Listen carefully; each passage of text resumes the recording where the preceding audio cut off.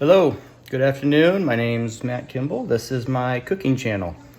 Wearing a Lions shirt here supporting our Detroit Lions. I asked my son to come in and get me a plate, bowl, and a cooking utensil, and this is what he gave me. So I didn't guide him to that. We cook a lot, so he knew what to grab, I guess. And then I asked him to pick a number, and he chose number 2. So I'm gonna make a fruit salad. But we are low on everything in the fridge right now. It's the end of the week, and so I happen to have a organic super smoothie bag of frozen fruit. It's definitely got more than 2 kinds of fruit in there.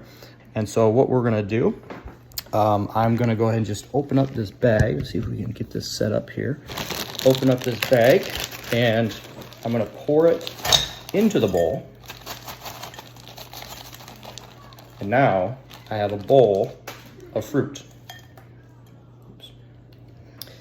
I don't really need my tool. I guess I could mix it a little bit, and I can probably just throw this plate away because I don't need that. But there you go. That's a quick down and dirty how to make a fruit salad with only a random bag of fruit, a bowl, and a spatula. My tools are very well suited for this job. If I were cutting fruit, I would have wanted a knife, and then this particular tool would not do very good. The connection to the education piece here, why did we get asked to do this?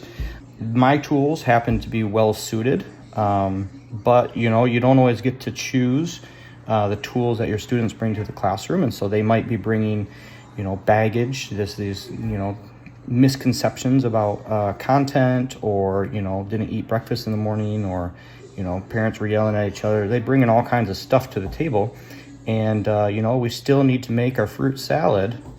We still need to do the school, even if our kids aren't bringing everything they need to the classroom. And so you have to figure out how do you fill in those gaps, and how do you work with what you have.